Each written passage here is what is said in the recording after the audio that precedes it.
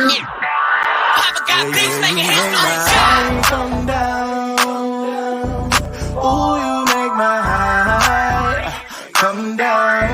Always tripping when you come around. I'ma have to cut you off, like right now. You see, I don't want to drive me. You can say that for your mama. Maybe you should smoke some. Me try the marijuana. I was never you good. The vibe was straight. Showed you a couple of things and they feeling strange. I treated you right. Everything was a gift from a time to your bag and the color on your lip. Yeah, you Welcome to the Seahawks Man to Man podcast, powered by The Athletic. Shout out to the company. My name is Michael-Shawn I'm here with my co-host, Christopher Kidd. Make sure you follow us both up on the tweet machine. And top of the tweet machine, make sure you subscribe to our YouTube channel, Seahawks Man to Man on YouTube. We are on the road to how many subscribers? 2K, going for 2K now. Moving up. There we go. We appreciate all the love, people who have subscribed. Even if you are an audio listener on Spotify or Apple, whatever, just go over to YouTube just because, hit the button, come right back because we love you. Chris, talk to him.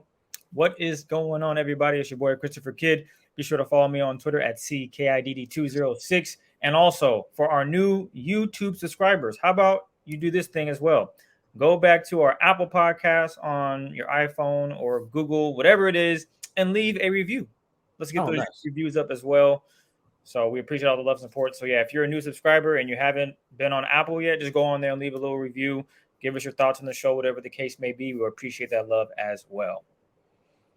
All right. No, it's Chris, there's been a lot that's happened since we recorded. Last time we recorded was the day that the Russ trade broke. It obviously didn't go final until about a week later because of league rules or whatever.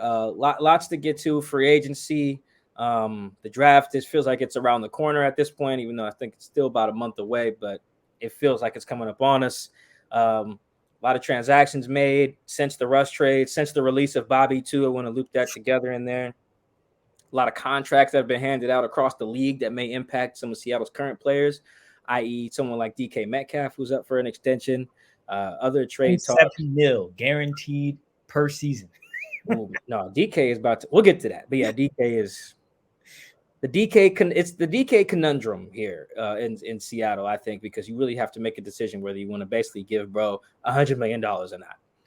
Like that's the decision you got to make. So before we get into that, though, let's dive into the most important position here, because even though our last podcast was about Russell, we want to take it forward now. We don't need to rehash why the breakup happened, why the split happened. We talked about it. Me and Chris talked about it the day of the trade. Everything we said still stands up, solidly. The Seahawks traded him because they wanted to. Russ wanted out. Simple, done. On to Cincinnati. So QB situation in Seattle. Woo! Everywhere I go. Mike, who's gonna be our quarterback? Hey, we're gonna start Drew Lock.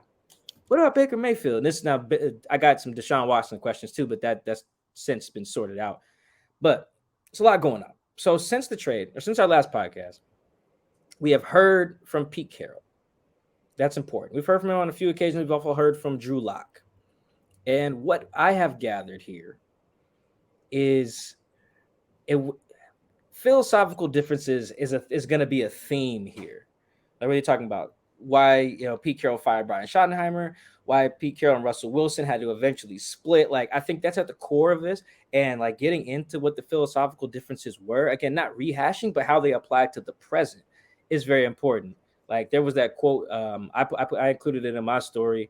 Pete Carroll is telling us how he wants his quarterback to operate. It's a game manager. He likes to say point guard, whatever phrase you want to use. Pete Carroll has let us know, I don't need my quarterback to go out there and win me every game. I just need him to be the guy I just need to make sure he's not the guy who loses us the game. And I think that's a very important distinction. Now, whether I agree with that, well, I actually don't. Don't. But that's his thing. In essence, I don't need you to throw it all over 400 yards for us. I don't need you to drop back 40 times. Nope. Just don't be the reason we lose.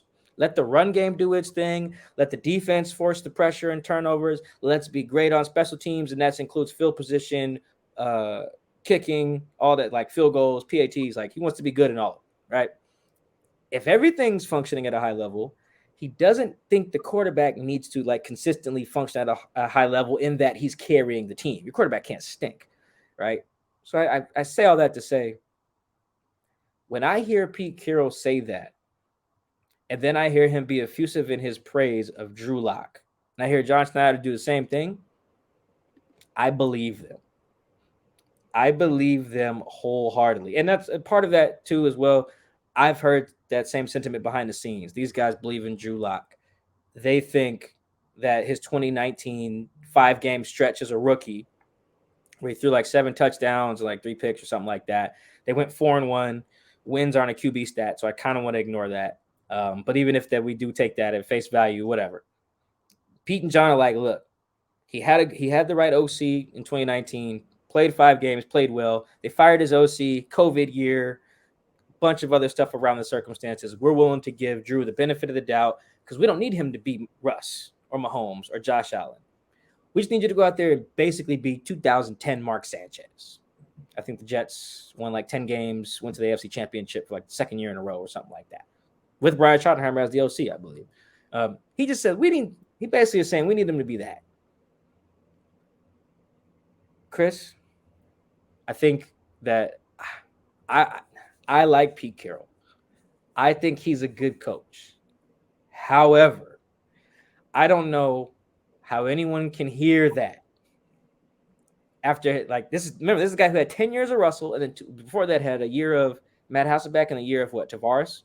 Yeah. Or Seneca, one of the two, yeah. No, he never had Seneca. It was Matt, T-Jack, Russ.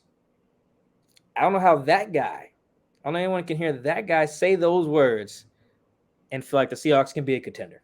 I think with him running the show, that just doesn't scream like that. If that's your philosophy, that's your mindset. Let's just recreate what we had, and we had a generational talent at running back, Pro Bowl caliber special teamers, and the best defense of all time, and we were able to win a Super Bowl. Let's just do that again. Doesn't matter if our quarterback's a point guard, game manager, left-handed pitcher, whatever. When I hear that, I get concerned because I just don't think that's the recipe to win a championship in today's NFL because of how hard it is to replicate all those other parts, to have a generational talent at running back, a great run blocking O-line, and a great defense all at once. Like that just sounds way too far-fetched for him to be banking on 1 year after trading away his franchise quarterback. And you are correct because that is your philosophy. Your philosophy would to have the best quarterback, to get a good O-line, to have a solid running back, to have good wide receivers, to have a good defense, and you have a shot to win it. Pete, he opened up his presser, what was it, last week? Yeah, March 16th, yeah. Basically stating the philosophy doesn't change. The players. And when he said those words, you could say, oh, it was a shot at Russ. He was just pointing out that it don't matter who is coming into that locker room to play quarterback. He has what he wants the quarterback to do. He has it all envisioned. Doesn't matter if it's Tom Brady or Russell Wilson. He is not going to change. And hearing him say that just led me to believe that philosophical differences with the offensive coordinators and ultimately with Russell Wilson, that is what led to where we are at today, where on the ticker you see QB situation, where Pete also said you don't need an elite quarterback to win. While there is some truth to that, if you go back and look at the last 10 years in the Super Bowl, right, that goes all the way back to Super Bowl 45 with Aaron Rodgers, who I think was elite then and is still elite now, although he didn't win it last year, which goes to Pete's point. You still need, I would say, a top 7 quarterback in the NFL to win a Super Bowl. There's only maybe, I guess Mike's point would be like Eli Manning in Super Bowl 46. You don't think he's elite, right, Mike? You're like, eh. No, I think Eli he had one really good year. I think it was 2011. So that would be he was like a Pro Bowler. They won the Super Bowl. They were good, but no. Super Bowl 42 then. Okay. Yeah, I think Eli, Nick Foles, and Joe Flacco. I don't know. Joe's a weird one because is Joe elite? No, but for about 2 months there, Joe looked like Joe freaking Montana, for about 2 months. So did Nick Foles. Nick Foles looked like Tom Brady for about a month. Yes. And then he just went back to being Nick Foles again. So they're kind of throwing off the math on that. No, I hear you on that. And my point would be, yeah, Pete, I understand where you're going for here, that you can have a mid to good quarterback and still win the Super Bowl. But you also have to hit on, as you pointed out, Mike, an elite defense. You also have to hit on a good old line. You also have to have a stud at running back. Hell, Rashad Penny, he showed that he could be the stud. Health concerns do arise. Same with Chris Carson. So you're banking on a lot of things here. You also don't have a cornerback situation. We'll get into that later. Ooh. The thing is, you're pushing all the chips in. You're gambling. Mike never gambles. Basically, you're throwing in all your bread and saying, I believe in myself. But if you look at the scope of the NFL, it hasn't been, average quarterbacks. Last year, Super Bowl 55, Tom Brady won it. Tom Brady's 50 years old, man. He's still out here playing at an elite level. Patrick Mahomes, one of the best quarterbacks in the league. Tom Brady wins it again in Super Bowl 53, still dominant. Nick Foles, blip year. Everything worked out. He played well. You go back to Super Bowl 51, you got Tom Brady, who is still one of the best. Peyton Manning, we talked off wax about it. We were both on agreement that he was on. He was a scrub in 2015. But the defense was outstanding. Super Bowl, 49? You look at Tom Brady, still elite. And then 48, Russell Wilson, that is. He was the mid to okay quarterback. Hadn't seen enough of him yet.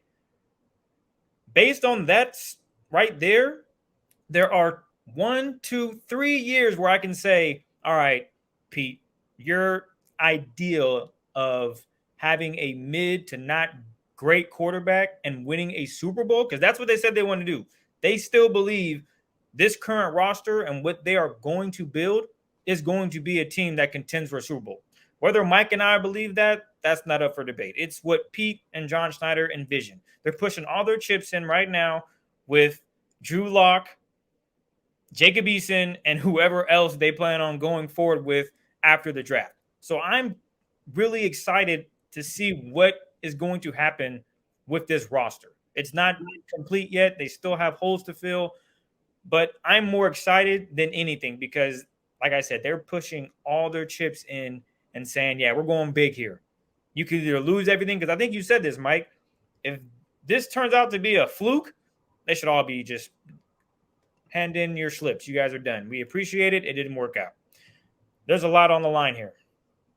Well, and I think, I know you just went through all the Super Bowl participants. I do think that when you are assessing the teams that are a contender, that's the word I like to use, because only one team can win it, and obviously 2 teams can participate. There's 5 teams every year that contend for Super Bowls. 5. That means they have a chance to win it. Continue. I would say I would shorten it to 4 and basically use teams that made the Final 4. That's kind of the base. It doesn't, like, sometimes you'll get like a wonky one. Like, clearly Green Bay was like good enough like this year, right? But whatever. It's kind of choked. But their team was not poorly constructed. I would say New Orleans, from about 2017 to about 2020, they had one of the best rosters in football. They were a contender. Now, just because you don't win a single game elimination tournament in January doesn't mean you're not. So, like, even if you look at the Final Fours going back the last like 10 or so years, with the start of the new CBA in 2011, I just think that while you can get to that, you can be a contender there, how many other things have to mask your quarterback's deficiencies, that's what I just don't bank on. And even if you were able to bank on those things, like Jimmy G has made 2 NFC title games, I believe. Yes, he has. And he's not very good, right? His team moved the moon, the sun, and the stars to find somebody else. Jared Goff has made, I think, as many divisional rounds, I think, as Russ.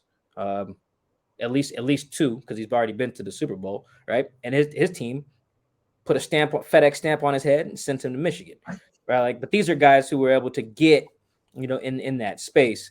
But I just think the flaw there, the first flaw is counting on all of those pieces to work at once in the playoffs. That's just hard. It's just really hard to have elite defense, elite run game, elite special teams, and have your quarterback just not mess it up. Like, consistently, once the teams get better and better, the further you advance. I just think that's a tough proposition on its face. However, doable, because we've seen Kyle Shanahan do it, Sean McVay do it, Peyton Manning get it done at that 2015 Broncos team. Like, it is, you can do it. Even Tom Brady, all those years, was not elite. Like, some years he had a dominant ass defense. What they only gave up 3 points, whatever Super Bowl that was with Goff. But even if I take it beyond that, like, okay, Mike, okay, Pete's got on to something. You can build it that way. It's doable. Fine. Why should we trust you to be able to build that? That's you. I mean, John and Pete. And I'm skeptical. I am. And I've been making this point to people for the last week or so, right? Like when I asked that question, hey, do you guys believe in John and Pete to construct the roster the way that they say they can do it? Picks, young, cheap on defense, guys who are stars, great run game. And some people are like, well, Mike, they did it before. You know what? That's a fair point. They did. They came in here and they figured it out very fast. Okay, great point. Here comes the counterpoint. They've been trying to replicate that for about 5 years and have failed. Why then should I believe that it will magically start working now? Because it needs to? Like, there's nothing to say the pendulum's going to swing back. It's been over here. Pendulum's been, up here on the failing side for a long time. Like, let's start the 2017 drafts and transactions and just work towards now. That's a lot of picks they've made in the top 100. It's a lot of trades they've made. They've had capital to build the team. Hell, the year Rashad Penny got picked 27th in the 2018 draft, they had the 18th pick that year, traded back. You know who the 18th pick ended up being? I think it was Jair Alexander. Right? Like, so they've had the opportunities to rebuild, and they needed a corner that year too, because they had just cut Sherm. So like that is more of an issue for me than the philosophy, which I do think has some holes. But even if I bought the philosophy idea because I've seen it happen in this division, where you can get some like scrub to mid-tier guy, get you to the promised land if everything else around him functions. Cool. I don't trust these guys to get everything around him right away. They've been trying to build an elite defense. They were taking LJs and Lano Hills and Tedricks and Malik McDowell's. Those are your top 100 picks that haven't worked. They've been trying to build an elite run game. Instead, they've taken Ethan Posix and Rashad Penny's, who's obviously a very talented player, but you got 3 years of just not getting much out of him. You're taking I can't remember all the picks off the top of my head, but even go back to defense. You're taking Marquise Blair's at 47. You're taking Cody Barton's at 88. All right. So you've been trying to build the thing for years, and you failed at it. If you didn't fail, you wouldn't have to rebuild now. I know they're saying it's not a rebuild. This is a rebuild. So I think my skepticism with the Drew Lock part of the QB situation is you got, even if you don't start Drew, we could talk about some of the other guys that are possible here in a sec. But even if you don't start Drew, you bring in a Geno Smith, or you get a rookie, Malik Willis, Kenny Pickett, the Ritter kid from Cincinnati. Even if you do that route, Baker Mayfield, even Colin Kaepernick, Kaepernick, whoever. Even if you take that route, I just don't see why we should have faith in the guys who are the reason for the rebuild, expecting them to build it up again right now. It's not like they were trying to draft poorly for 5 years or 6 years. They were trying hard, scouting year round, all to take guys who were not good on their rookie deal. I think that is where he loses me on that idea. It's like, we can just build around it. It's a team game. Cool. You haven't been able to build a team here in a little bit. Now, obviously, they've won a lot of games, so I don't want to say they haven't built anything, but it's like. Well, I think winning a lot of games comes back to, I forget what press conference, after what game it was, but Pete basically was saying, I'll paraphrase here, that Russ saved my ass. If it wasn't for Russ, I wouldn't even be here. So when I play that back in my head, and then I look at the current quarterback situation, I'm thinking, why wouldn't you want to keep him? Like, I know Russ is out the door, but you could have been like, nah, homie, I'm going to try to let you cook again. Well, I see why Russ left. Russ wanted out. Yeah, we know that. But if I'm Pete, I'm like, man, do I really want to lose a guy who I've gone out on record and said, if it wasn't for Russell Wilson, I don't know if I'd still be the head coach with this team. With those words, I'm thinking, do I really want to push all my chips in and let him walk and believe in my philosophy that I can bring this team back to where we haven't been in some time, which is in contention for a Super Bowl, and do it without Russ? And you've mentioned the misses in the draft, and now we're putting a lot of pressure on who we're drafting, what we're going to do, philosophy, as it's going to stay the same. To me, that just seems very, I can't think of the word here, but it doesn't seem right to say that Russ has saved me. But you know what? I'm letting go of Russ, and I'm also going to just risk it all. And we haven't been doing well with the draft. We've been missing on things. That, to me, that's just crazy, Mike. And we're hyper focused on the draft, I guess we should say, because that's the way you build the thing. You're not going to build what he wants via free agency, not the way they spend. Somebody hit me the other day and was like, Mike, we had a bunch of free agency, we didn't sign nobody. We had a bunch of cap space. I was like, well, yeah, it dried up fast. It's signing half their own guys and then half a bunch of dudes nobody heard of, even though I like some of the signings. We'll get into free agency too. But I just think, yeah, there's no benefit of the doubt to be awarded here. I think the Seahawks have won a lot of games. Obviously, yes, again, I say Pete's a good coach, but it's like they've had to do a lot of drafting to make up for they've had to do a lot of trading to make up for the drafting they weren't doing. Trading for Dwayne because they didn't draft tackles. Trading for a Carlos because he gave up pass rushers. Trading for Quandre and Jamal and Quentin Dunbar because you can't draft DBs, right? Like, that's why I don't believe. Like, fundamentally, even if he's like, all right, I just need a game manager and everything else will function properly, and we'll get to where we need to be. Yeah, in theory, like in theory, that's perfect. In application, I just don't buy it, and that's why. And I think part of them knows that, because that's why I think they're after some other quarterbacks that aren't Drew. Chris and I, neither one of us have studied Drew Lock, right? Like, we just haven't. But I think we're pretty confident in saying that they can probably find, not probably, they are well within their right to try to find something better before week one, right? That they owe that, to themselves. But another thing that concerns me is, like, I know Pete's getting old, right? And I don't necessarily use his age as like, oh, he might retire type of thing. But like when he says stuff like, yeah, Geno played 3 games for us and played really well, he can be our guy. I'm just like, did you watch the tape? I'm like, okay. I was there in Pittsburgh. You were there for all of them. I was there. I know. I'm just. It sounds more dramatic when I spell it out. I was there in Pittsburgh. I was there for the New Orleans game, which was in Seattle, and I was there for the Jags game. And by week 9, I was not thinking, yeah, no, 7's the guy. And is it just me? I just don't see what he's. This goes back to when you were on the radio with me when we were filling in for on KJR, and we were talking with Kevin Shockey, assistant program director, for those who don't know, also a producer for Ian Furness's show. We were talking about Doc Rivers and how he probably shouldn't have said what he said to about Ben Simmons. Hey, can we win a championship with Ben Simmons? His answer was, I don't know. Pete Carroll is the exact opposite. If someone were to ask Pete Carroll, do you think you can win a Super Bowl with Geno?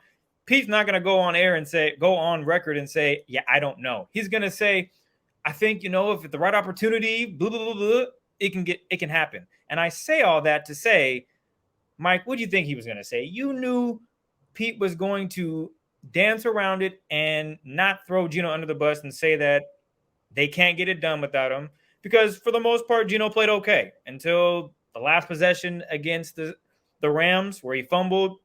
He fumbled again against the Steelers, or was it he threw a pick against the Rams? Excuse me. Threw a pick against the Rams, fumbled against the Steelers, threw a pick to end the Saints game. Yes. So with all that combined, in Pete's head, he's not going to throw him under the bus. He's going to go out and say the thing that you probably don't need to say. You can probably just say, yeah, Geno, he is a great leader of men in our locker room. We want to bring him back. We're also going to compete. He could have just said that. Instead, to your point, Mike, he's out here saying that, yeah, Geno can come in and drive the boat and we can stay afloat. While you and I probably don't believe that is accurate after the tape we've seen of Geno, Pete's not going to go out there and say that. Pete's going to say the right thing. And is that a bad thing? No. But I guess I understand why he does it that way, because he wants to bring Geno back. He wants to have that locker room present. Does Geno want to start? Absolutely. You go look at Geno's timeline, whether it be on Instagram or Twitter. He put a highlight video of him playing. I'm like, yo, are you auditioning for a starting position somewhere? And in his mind, yes, he is. He believes he's a starting quarterback. There was a tweet I think he deleted not too long ago where he was like, I think I'm coming for the number 1 spot or something. I'm just like, Russ is ahead of you at the time prior to Russ being traded. So I understand Pete and his thinking of, I'm not going to throw him under the bus. While it's crazy and outlandish, I get it. Here's why I don't.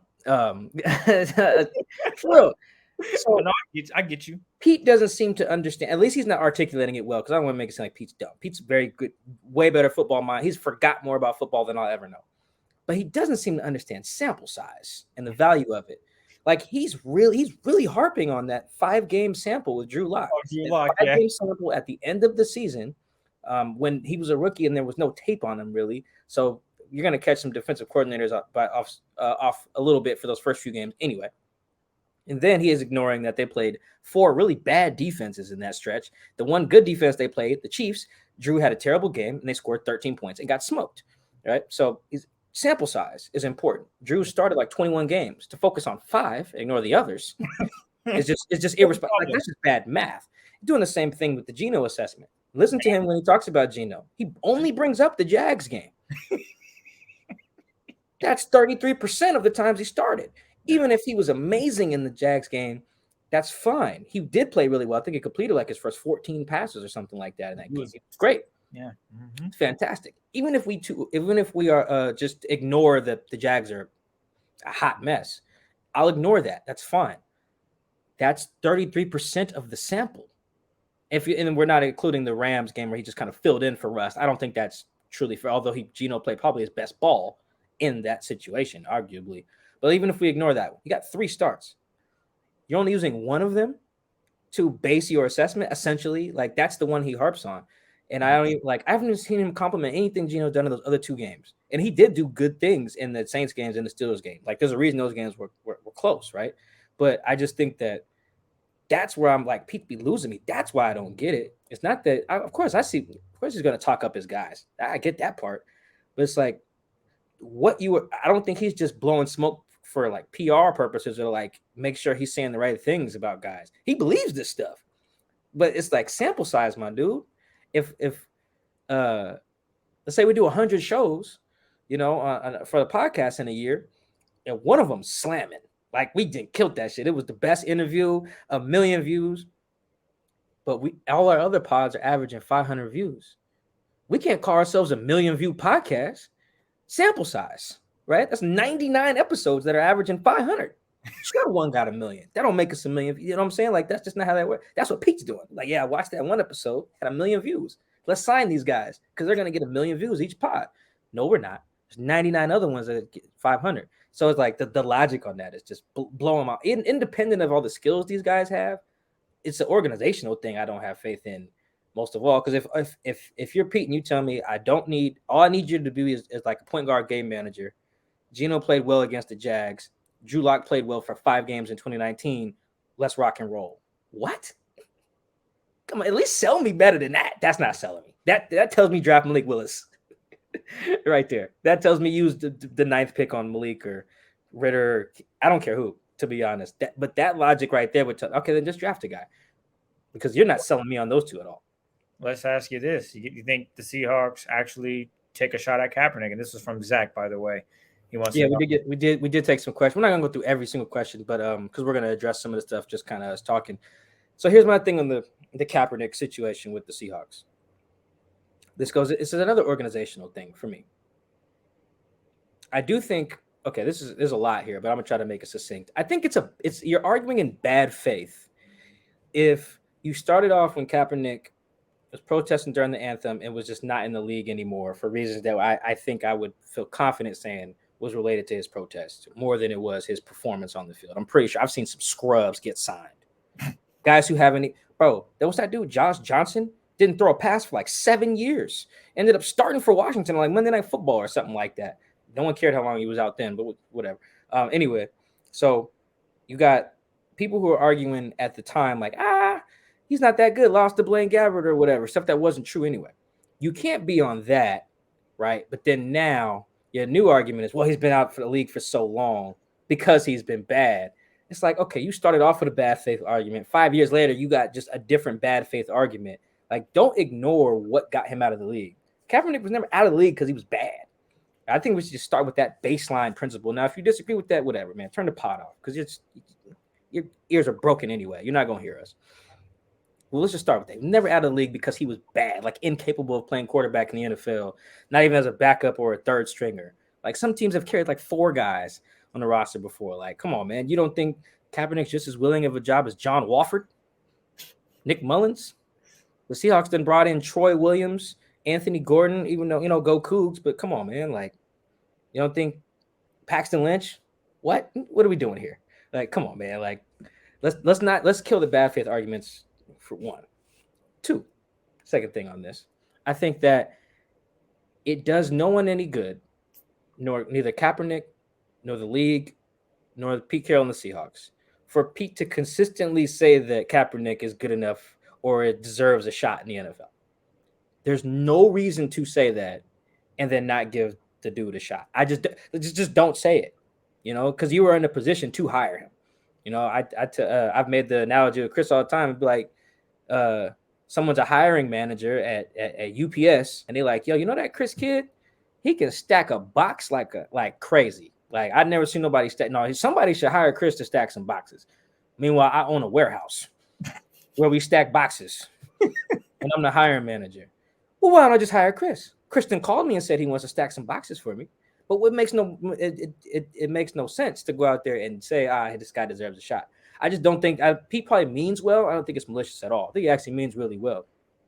But I would probably tell him privately, there is literally no benefit to doing that and then not giving him. Yeah. Or you don't have to sign him. Yeah, give an opportunity. Excuse me. I misspoke. I talked to Kaepernick earlier this week when I was at the throwing session at UW. He said, just let me come throw it for you and then decide. Yeah. That's it. If the Seahawks were to bring him in, anybody, Packers, Seahawks, Ravens, Dolphins, whatever, bring him in. He throws a bunch of passes, they hit in the wall, he's trash. Doesn't sign him. Cap would be like, that's how the game go. But he can't even get that.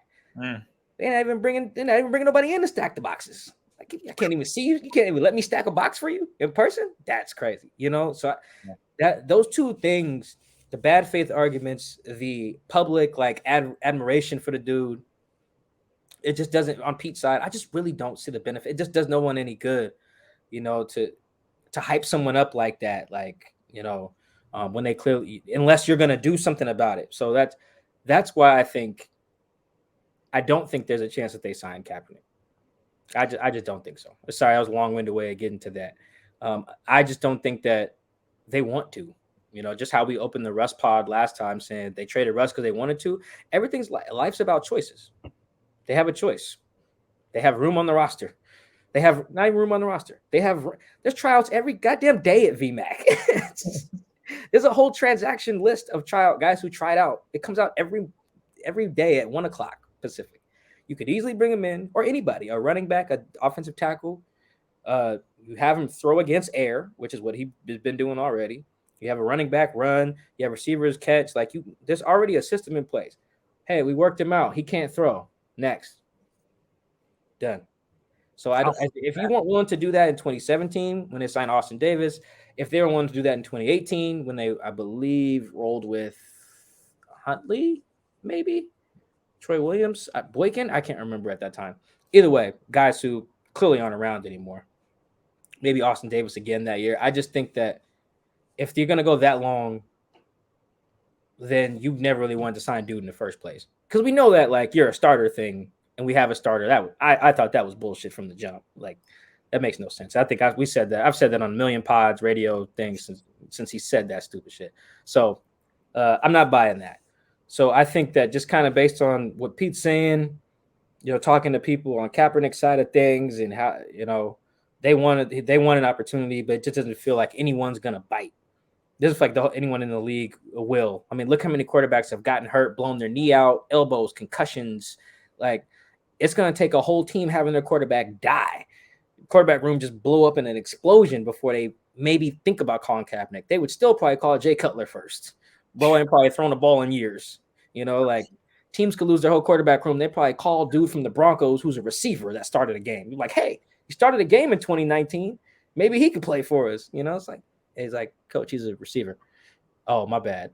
let's call him anyway over Colin. Like, I think that's I'm kind of cynical about it at this point. I'm not even arguing the merits of whether how good he is. I don't know. I've seen him throw. He look fine to me. Like, I've seen a lot of bad quarterback play behind Russ the last 5 years. I know he looked better than those dudes. But even if he didn't, you never really know until they bring him in. But I just don't think that anyone who's waited this long, all this quarterback turnover there's been in the last 5 years, if you're not going to do it then, I don't think you're going to do it now. Like, that's my long-winded way to say it. It's a really annoying situation too. You get all these bad faith arguments, Blaine Gabbert and the Fidel Castro T-shirt or the pig socks. You get all these other things. It's like, dude, yeah, it's very frustrating. But the honestly, beyond all those bad faith arguments, is the thing about Pete that's the most strange. It's like, dude, why are you? Don't tell me I'm good at this. And then give me a shot. Yeah. Yeah, when you can do it. It'd be one thing if Pete was the coach and didn't have no sway. Pete is everything. What is Pete? What's his other title besides coach? It's got some fancy name. Do you know off the top of your head? I don't know off the top of my head. It's something fancy that sounds like you got a lot of money. He is also, let me see. I'm gonna pull this up. He is the executive vice president of football operations. That sounds like somebody who gives people jobs. So I think that for him to boast about, like, yeah, we should have listened to Kaepernick. Wish we would have signed him back then. No, he deserves a shot. Miss me with that, man. Miss me with that. So no, I don't think though. Damn, we spent 30 minutes on the QBs. That's how you know it's real around here. No, that's everything's around the quarterback. If you don't got a quarterback, you don't win a Super Bowl. I'm pretty sure we can agree on that, right? We can agree on that. Yeah, we can agree on that. Let's move ahead to free agency and the moves that were made with the Seahawks, whether it be signing guys and not signing guys. Because, for example, someone who I thought the Seahawks should have brought back starts with a D, ends with a J, and that's DJ Reed. I thought he put on a great tape for other teams and great tape to say, yeah, we're going to bring you back. We like what you did. What more could we ask for? And that didn't happen. And there's a list of other guys that we'll get into, but I want to start with DJ Reed because the cornerback position is now up in the air. Hold on, before you do that, let's go through all the moves. Oh, okay. Yep, let's do that. So let's go through so we got just a kind of a broad idea of what they've done. So we'll start with Don then. Yeah. Run down the guys that are no longer on the roster, whether they were traded, released, or just signed elsewhere. There it is. So gone. We got Russell Wilson, obviously, Bobby Wagner, DJ Reed, Jamarco Jones, Brandon Shell. Possibly Brandon Shell, yeah. Yep. Carlos Dunlap's been released. Kerry Hyder is now with the Niners. I believe he's with the Niners, yeah. Okay. Ben Tamayo has been released, and Gerald Everett, who is now with the Chargers. Yeah, I think that's everybody. That I believe that is everybody too. We did a little Googles. Who is staying? Okay. Quandre Diggs. They brought back Will Dissly, Rashad Penny, Sidney Jones, Big Al, Kyle Fuller, Phil Haynes, Brian Monet.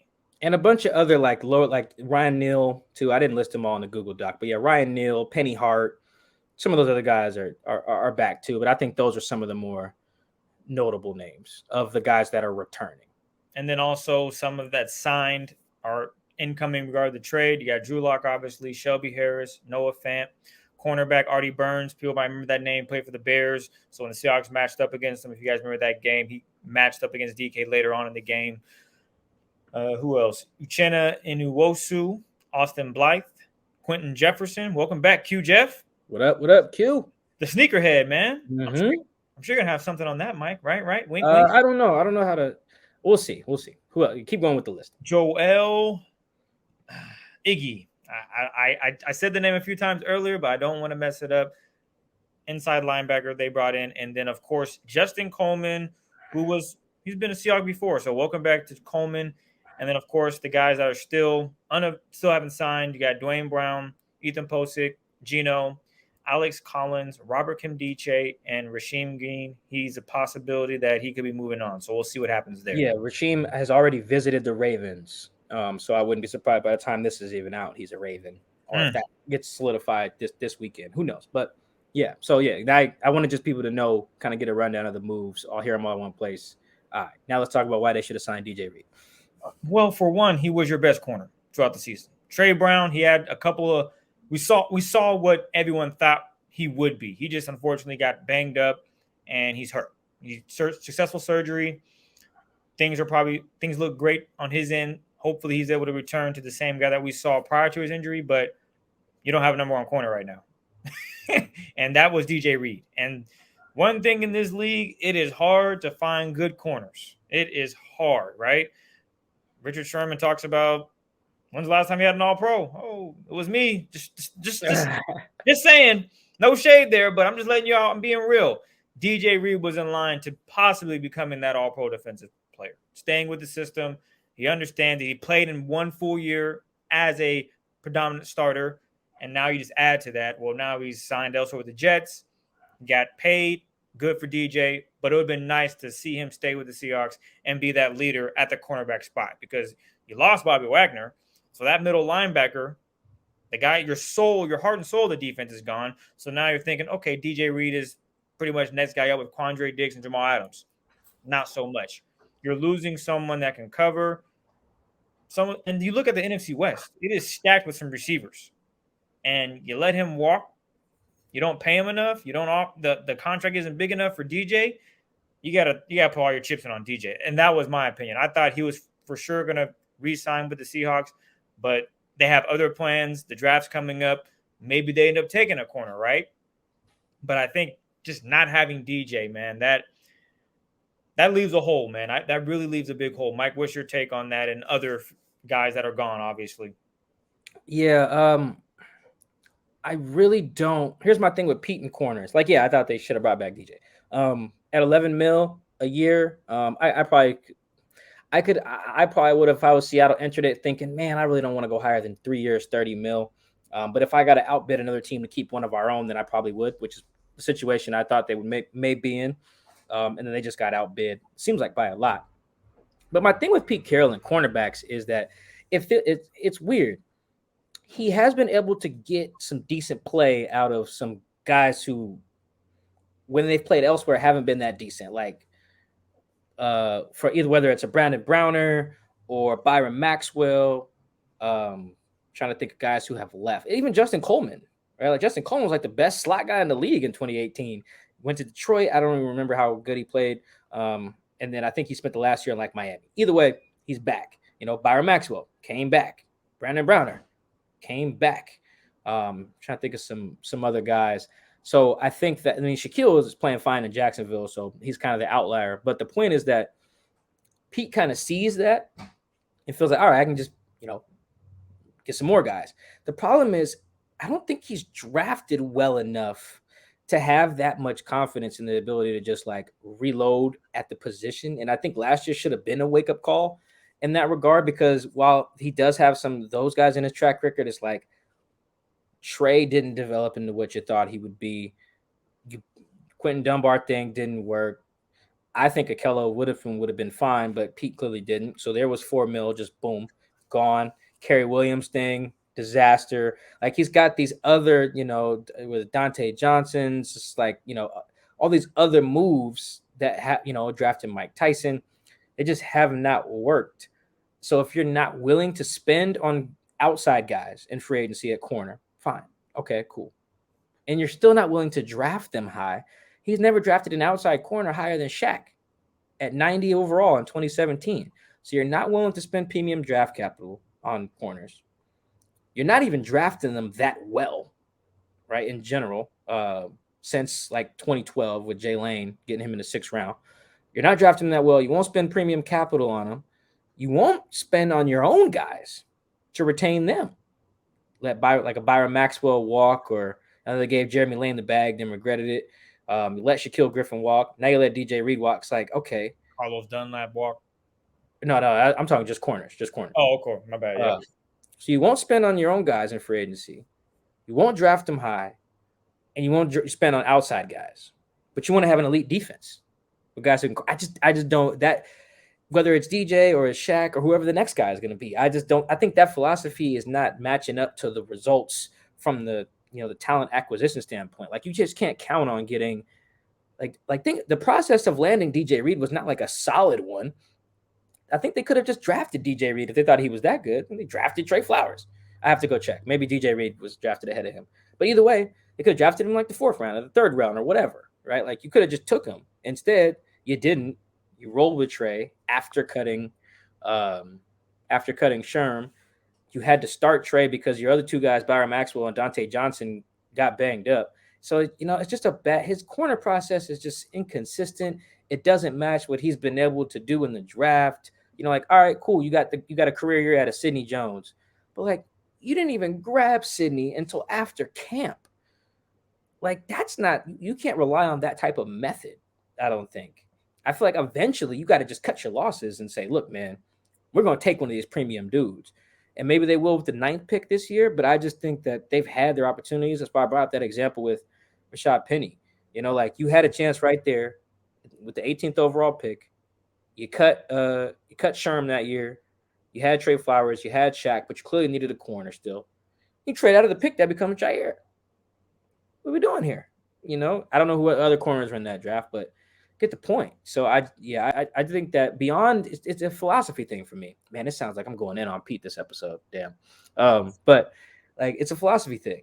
If you're not going to sign DJ, that's cool. But your process, your main Seahawks, I don't think their process allows them to have that type of attitude. If that makes sense. Like if you guys are going to not be paying for DJ Reeds and you're not going to be drafting corners high, you need to go pay for some Stephon Gilmores or something. Yeah. Like you need to go trade for some Xavier Howards or something out here. Like that's what you need to be doing if you are not going to do any of the 3 things that I outlined, paying your own guys or drafting them hot. Like you got to spend eventually if you're not drafting them well. Because some teams, like I would say, who's been really good at drafting receivers? The Steelers. The Steelers are a really good example. They don't really pay their receivers. Why? Because they're so good at drafting the next guy. They don't have to pay. I know they paid AB, but like they can just reload. Look how many good young receivers they've had from the dude they got now to Claypool to how good Juju was right away, how good AB was right away. Like they've been able to just reload at receivers. So they don't need to pay the guys. So if Juju was, I want the bag, and Steelers are like, no, that makes sense because you have shown you can just get another guy. Pete hasn't been able to show that. So pay your own guys. So that's where I'm at on DJ. Like I don't get too attached on a guy staying or going because that's part of the game, and I want every guy to get paid. So I don't really care that much on a personal level, except for losing Bobby. That kind of stinks. But I just think that if you're going to behave that way with the cornerback position, which is premium, then you better be damn good at drafting corners. And the Seahawks are just kind of not. That's kind of where I'm at with that position. Well, we started with the bad, so we'll go with the good real quick here. Quandre Diggs, they were able to pay him. That was good. They brought back something that they need, which is a safety that can play their cover 3 scheme, even though they have been mixing things up, cover 2, cover 4. They're a little more open, but they're a little more open because the cornerback situation isn't where Pete wants it to be. So they have to move things around. But I think bringing back Quandre was pretty much important. They needed that. I personally thought once Russ walked that there was no way in hell Quandre was going to return. I even said that on this pod 2 weeks ago. I was like, well, I don't see why Quandre will return. Boy, was I wrong. Quandre signed the deal. He's back in Seattle. So that was huge. And I think defensively that helps them out. But there's still a lot of questions, which we have just discussed pretty much, especially at the cornerback position. But having Quandre back does solidify that safety spot for sure. Yeah, and you know what? And I talked about this when I wrote about him a little bit. You needed Quandre back. They needed a leader. You really do need a leader. And I think that when I was reporting on the Bobby Wagner story that I did, I already knew Bobby was a leader. But like, if you go read some of that Bobby story that I just dropped earlier this week, like you just see like Bobby really, for lack of a better, Bobby just held shit together. Like there was a lot of times where. And I didn't run all the anecdotes that I got, but like, I'll put it this way, man, like it could have got ugly in them glory days, man, with like tension, guys blowing assignments, fights, whatever. Like it could have got real bad. And there were certain guys that like were leaders in there that could set the tone in a unique way to make sure everyone kind of, kept it together. And that was in the glory days and kind of this last like 4 or 5 year run where Bobby's been the elder statesman in the room. Like that stuff matters. That holding guys accountable is very, very important. If you talk to guys from the LOB days, they'll tell you like that was Cam Chancellor's biggest value is that he held the guys next to him accountable. And if you weren't going to be accountable, get your ass out the lineup, because we being real with each other here. So I think that's where Quandre is going to be. Quandre is going to hold other guys accountable. He's going to ball. He's going to do his job. He's going to work, and then he's going to make sure you work and hold you accountable. And hold you up too, but you're not going to just demean you. I think that's what they needed from Quandre as much as anything, because one thing that I feel like we just say, and not just me and you, but I'm saying like media in general, or even fans, especially talking heads on TV, they say, oh, these guys want to just get younger, right? That's fine. You can't just have a bunch of teenagers out here, or guys that are all 24, 25 out here and think you're going to be able to handle the ebbs and flows emotionally that a 16 game or now 17 game season plus the playoffs plus training camp is going to come with. That's a lot. Even the young teams that they had when Russ was young, Bobby's young, Cam's young, they had vets on the team. And those vets, go ask somebody who played defense on the Super Bowl team about Brandon Meebay. Boy, they'll be talking to him for 2 hours. Talk about let that dude ask him about Big Red. Right? Like that stuff mattered a lot. And I think even if you think Bobby's not like 16 million worth, of linebacker play right now, that's whatever. It ain't just as simple as let's get some younger guy that can run and hit. It's just for real. I feel like that's what they think they can do, and it's just not that simple. Not to say Bobby's the only guy capable of being a leader, but I just think Quandre has shown that he's probably going to be the defensive captain this year. He was a defensive captain in Detroit for a reason. And I think that stuff. The free agent stuff, we've talked about their overall philosophy. I mean, look at the names you routed off and how much these guys made. Like, Rashad got a 1 year. Sidney got, $3 mil. Al Woods got, $9 mil on a 2 year. Artie Burns got, $2 mil. Uchenna got, what did Uchenna get? 10 mil? Yes. Something like that. Years, 20-something. Yeah, 2 years, 20. Austin Blythe got 4 mil on a 1 year. Quentin Jefferson got 9 mil on a 2 year.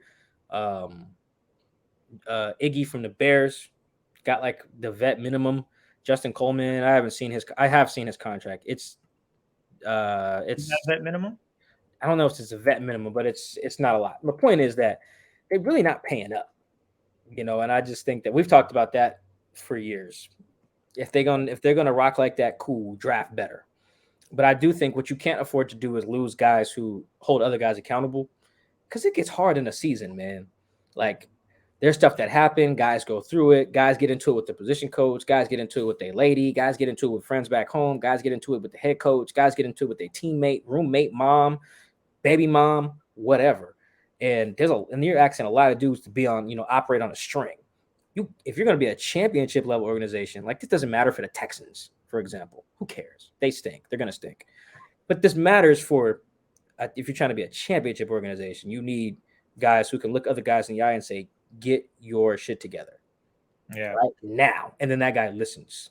Right. So I think the Quandre signing was really big for that, because honestly, I really feel like if they didn't bring him back, they were screwed. That was really going to be a rebuild, not just in terms of losing talent, losing voices that mattered. Yeah, from being in the locker room, from talking to people and reporting, you really get a feel for how important having the right voices in the building are. That's the kind of the danger, I think, of Pete Carroll kind of being naturally a college guy, something that Sherm kind of mentioned when he got cut. Now it sounded like Sherm was just being bitter, but he was like, nah, Pete Carroll's more the rah-rah guy, built for college.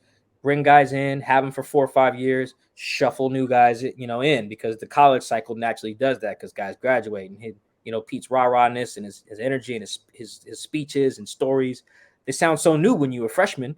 By the time you're a senior, you're like, all right, Pete, I didn't heard this story. Or in the NFL, I've been here for 8 years with you, Pete. I didn't heard all these stories twice. You were actually lying about that story now. You told that different one, a year or two. And I think that the danger in that is it kind of understates the importance of veterans. Sometimes you need to do it in year 9. Sometimes you need an Al Woods. How old is Al? 35? He's old as hell, but he's still doing the damn thing. I'll say old as hell. That's football years. Yeah, football years. Yeah. My apologies, Al, if you're listening. Not just football years, man. You a legend. You old, man. And another guy that I thought the Seahawks probably should bring back was their sack leader, because Darrell Taylor had 6.5, and Rasheem Green had 6.5, and then your leader, who basically played linebacker, half the season, and then was like, yo, you guys aren't paying me to play linebacker. I need to be rushing the pass. And they're like, you know what? You're right. My man gets 8.5 sacks, and I'm talking about Carlos Dunlap. I don't know how he is in the locker room with other players, if he's one of those leaders, but you know what he is? He's a veteran, and that says a lot right there. A veteran leader that knows how to do one thing, and that's get after the quarterback. The Seahawks don't have that anymore. They decided, well, can I say this, Mike? You shared this with me about maybe what Carlos might have said. Well, I mean, we're speculating. Maybe he asked to be released. I don't know that. We don't know that for sure. So, yeah. But it would make sense based on how publicly frustrated he was last year with his role. Him, Benson. It was very clear that they did not. They were told the scheme changed clearly when they signed, but the memo didn't get to the coaching staff apparently, because I don't know why you would switch to a 3-4 and then have Carlos and Benson Mayowa being the guy standing up on the edge. It just didn't work. It was very clear it didn't work. And by the end of the year, oh, look, who do they cut? The two guys who were playing out of position. So I don't know if those guys asked for releases or if the team decided they were no longer a fit. Either way, like schematically, it makes sense. But like you said, now you're down a guy who had 8 sacks for you last year or something like that. Yes, and that was towards the end of the season when he had to tell Pete and company, I think I should be rushing the passer. I can bring more to the table here. You put me in coverage with tight ends and running backs. It's cool and all, but that's not my flavor. And we saw that 8.5 sacks. Everyone's wondering where's Carlos been. Well, he's been dropping into coverage, and that's unfortunate. And I thought losing him that's a piece that, again, I brought up the veteran leadership part. While he might not be the rah-rah leader, he's definitely someone that young guys can look up to, and he can teach them, this is how I do it. This is how I've been doing it. This is why I have been so good at getting after the passer.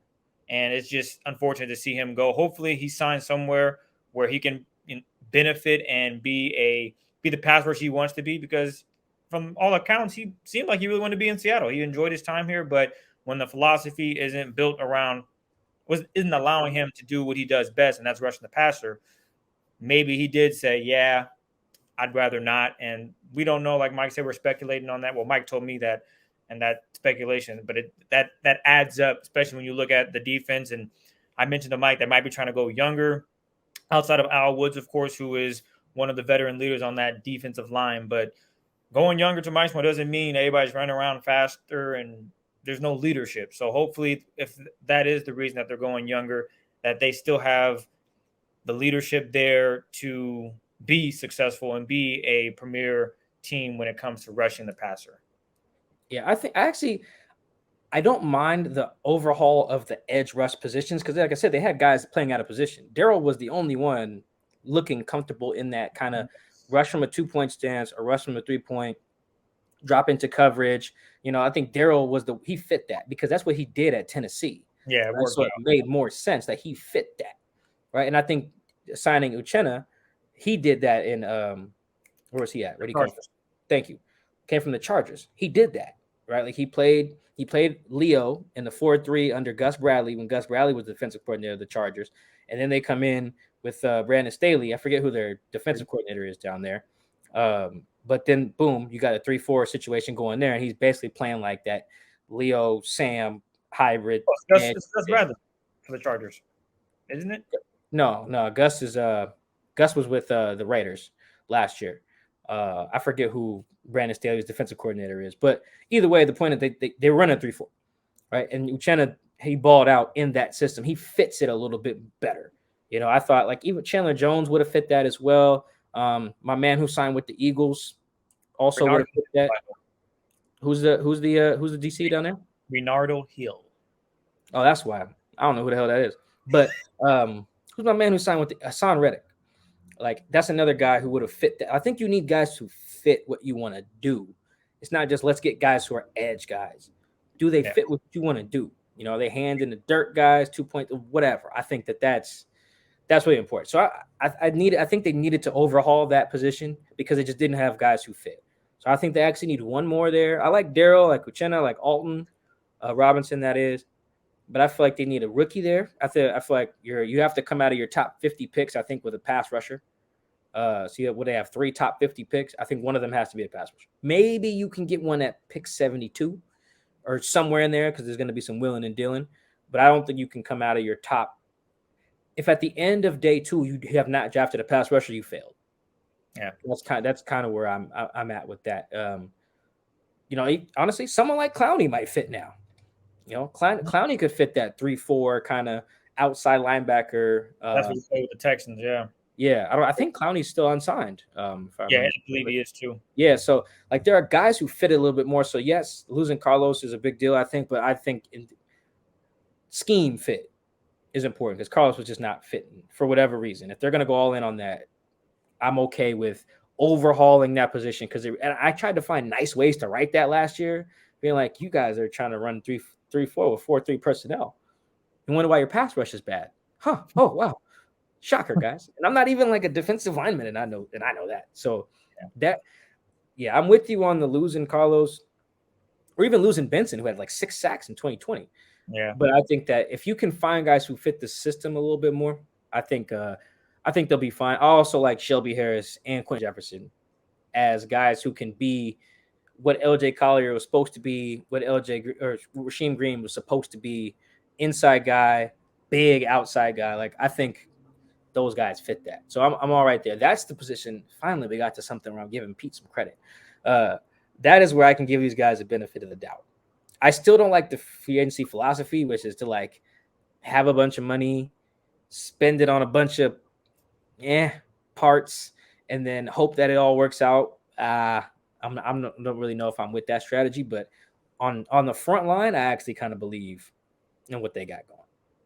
Well, do you believe in their roster? Because right now, if you look at the roster, there's still some holes. Offensive line. We talked about the cornerback situation. There's technically 2 holes there, maybe 3. I guess nickel. You know what? The nickel spot, I like Justin Coleman, so I'm sold there. But left corner, right corner. I mean, I don't know how Trey Brown's going to be week 1. I don't know how Trey Brown's going to be in training camp. I don't know none of that. You lose DJ Reed. So, Mike, stay on the roster, man. How are you feeling right now, March 24, 2022, about this roster? Yeah, so I think, to peel back the curtain a little bit here, me and Chris were going over in a Google Doc before we was recording, looking over all the moves they made, and guys who stayed, guys who are gone. And then we got to the end, and I was like, damn, this team didn't get better. And I really just don't see it. Softy on KJR asked Pete Carroll, I think it was Tuesday. He did an interview with him, and he was like, yeah, Pete, like, which part of your roster is elite right now? And Pete totally dodged the question, like didn't even get close to addressing it. It's really like that's some of Pete's best work in terms of dodging a question. I must say that was he didn't even sniff addressing Softy's premise. Probably because he was like in his head, like, I don't know. Maybe he feels the running back position is, but he said if Chris Carson gets back to us. So who knows the state of his health situation. When I look at the state of the roster right now, if they don't make a move at quarterback, I'd be confused. I don't know what they're doing at O-line. And when I think of all of it in totality, I'm looking like, yo, what the hell did Pete say to Quandre Diggs before he re-signed? And I asked that because I missed Quandre's Zoom call because I was at the Kaepernick workout. And I saw later that Quandre questioned my 4.85 40-yard dash. And I say very clear that the Seahawks need to drop the footage because they have a big electronic screen that it looks like a stopwatch. Like it's when you run, it's counting down so everyone can see. I don't know if it's hooked to someone's stopwatch or if it's electronic. I'm not really sure. But either way, my time is valid. Quandre needs to quit hating. But Quandre said that, in that Zoom call, I went back and watched it. Basically, he talked to Pete, trust the vision, and they're not rebuilding. They're trying to go get it right now. And that's cool. That's what I'm saying. What did he tell him? Like, I really want to. I'll probably never know. Like, I'm not going to ask him. I won't even ask him in like a Zoom call or a one-on-one interview. I just never will. But actually, maybe I will and just won't tell everybody. But I really want to know. Because, Chris, when you look at the moves made in totality, guys who they let go, guys who they signed, coaches they fired, coaches they hired, factor in all that too. I don't know how right now, like you said, what's today? March 24. Yeah, March 24. I don't know how today anyone looks at what the Seahawks are doing and says, oh, they're not rebuilding. They're just doing blank. What do you mean? What's the blank? I can't tell. I can't. You have no court. But not say you have no quarterback, but all You right. know, Let's say you were going to do the ground and pound thing. You ain't got no ground. You have no O line, right? So I just don't. For me, the state of the roster, it really just comes back to maybe I need to like try to be a free agent safety and get a meeting with Pete Carroll so he can tell me whatever he told Quandre, because I can't possibly fathom. Maybe you have an idea, Chris, what he laid out to Quandre or any of the other guys, Penny, Al Woods, Uchenna. Like, I'm focusing on Quandre just because he's the one who said he talked to Pete about that specific idea. But I want to know what he said to any of these guys that suggests, hey, guys, we're going to let our tight end number one walk, our cornerback number one walk. We're going to trade our quarterback for picks, and we're going to cut our defensive captain. But I promise you, we're getting better. You know, I talked to you about it off wax. I just say it feels like kind of a rebrand, and I'm not agreeing with it. I don't think it's going to work, but Pete's envisioning it's not a rebuild, it's a rebrand. We're just changing a few things, right? We're moving pieces that didn't work within what Pete wants to do, and that's why I called it a rebrand. And the roster, it's looking very questionable. Like, this is what you're bringing out for the 2022 season? Granted, it is March, so there's a lot of time, but right now I'm not thinking this team, as you said, is better than it was last year. I don't see it. You don't even have a quarterback. You're unsure if Drew Lock is the answer. You're saying all the right things, but at the same time, when the draft comes around, are you going to draft the quarterback? Are you going to sign someone else? There's a lot that needs to be answered here. And this team wants to win a Super Bowl, right? Well, it starts with having offensive line. That's still a question mark. No matter who the quarterback is, yes, it starts with the O-line, yeah. Like I tell you all the time, when we played flag football and we actually drafted O-line, we were actually blocking. I'll always tell the quarterbacks, because they're the captains, hey, make sure you draft fat men that can block. Because it ain't going to matter if you got all the best receivers. If you have no time to throw the football, it's irrelevant. That's the same thing in the NFL. You could have DK, Julio, Antonio Brown, and Keenan Allen. If you don't have an offensive line, the quarterback's never going to have time to throw the ball. That still stands right now. If you don't bring back Dwayne Brown, you're looking at Stone Forsythe. Okay, he's big. There's still some questions. He only played a handful of games. I don't think he played any snaps at left tackle in the regular season last year. Let me check. Go ahead. That's a question mark there. You're looking at right tackle. Okay, Brandon Shell, he might be out of here. Those are two positions where you want to make sure you are solidified. Center, I'm not too sure about Austin Blythe. Health issues. Is he really going to be someone that you can rely on? Maybe it's Phil Haynes. Maybe it's Kyle Fuller. I think Austin got benched last year. Well, that's not a good sign. I think what happened was, if I remember this correctly, he signed with Kansas City, got hurt in like camp, I want to say. When he got hurt, Creed Humphrey came in and just played well, and they were just like, oh, we're going to play Creed. Got it. Okay. I don't know. Maybe that's technically getting benched. I'm not really sure how you want to classify that. But I think that is what would happen with him. And now Creed might be like a top 5 center already in the league. Yeah, I think that is what happened with him. State of the roster doesn't look great. But as I mentioned earlier, about 50 minutes or so, I'm excited to see how this all plays out. Excited for a bunch of reasons, because they're pushing all their chips in, they're going big, or as Mike said, they're going home. All right. So that's what I'm looking at. State of the roster doesn't look great, but I'm excited to see what these guys can do for sure. Stone played 14 offensive snaps last year, according to what I have in charting, and they were all at right tackle. Oh, so my guy that didn't even play left tackle, who was supposed to be behind Dwayne Brown, got it. Yeah. They've got to play they got to play Stone eventually. I just think that obviously there's more moves to be made. They can sign more. They can sign a guy while we're recording. I'm surprised they haven't actually. They like to do that to us. They obviously they have a lot of draft picks. And they have like 8. They could, John could flip that into more. So who knows? They're going to sign some guys all through the summer, and there's probably a trade in there somewhere that they'll make so they can improve it. But yeah, like right now, I don't know how. Yeah, it's mostly focusing on like anyone right now who's like, we're not rebuilding. It's like, okay, so what you doing? That's the argument that I wish I was on Quandre's Zoom call, not only to defend my 4.58 or 4.85 4-yard dash time. It would be like, all right, cool. You're not rebuilding. What's the vision? You know, and Pete's trying to explain it to us, but as we've talked about now for about an hour, I'm just having a hard time seeing it. Like, there are some teams where I like kind of see the vision here. The Raiders, I see the vision, right? The Chargers, I see the vision. The Dolphins, you know, they upgraded the O-line, got new skill position guys in there. Like, I see the vision there. I could even see the vision for what the Chiefs are doing, getting rid of Tyreek, even though I disagree with it. I could kind of see a vision there. You know, the Jets have made some decent signings. We'll see what they do in the draft. But there are teams where I'm like, okay, they're doing A, B, and C to get to, you know, point A, point, you know, like I can see that. I don't necessarily, like the Broncos, another team. I see the vision. Pretty much the AFC West, I see the vision here. I guess that's the team. I just named a bunch of AFC West teams. I'm trying to think of some others. I named the Jets, the Dolphins. You know, there are some teams there. Even last year with the Patriots, I saw their vision. The Rams. Yeah, the Rams. I see their, especially if they sign Bobby. You know, I can kind of see, the Rams are, the Rams. You know, I would love that for Bobby. I hope he gets like 2 interceptions, 2 fumbles forced. That way everyone's saying, oh, he had a down year, tackles for loss, all this other stuff.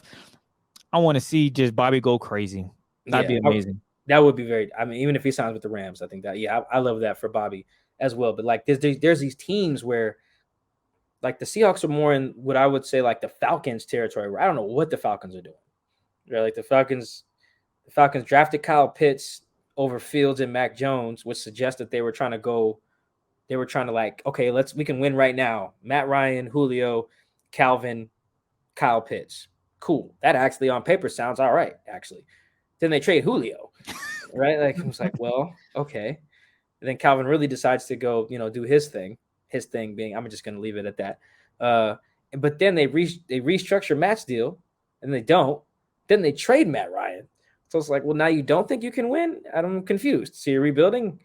So I don't know. So the Falcons don't know what they're doing. The Seahawks are in the same spot where I'm like, okay, you're making a lot of moves, but I'm not really sure I'm not seeing the blueprints here. And I think that's a bad place to be in. Like I can disagree with what your vision is or whatever, and have, you know, beef with it. I can't even identify the vision to beef. You know? I don't really know what it is. How are they going to get back to the place they want to get to? I'm not really sure, unless they're, especially with no like solidified O-line.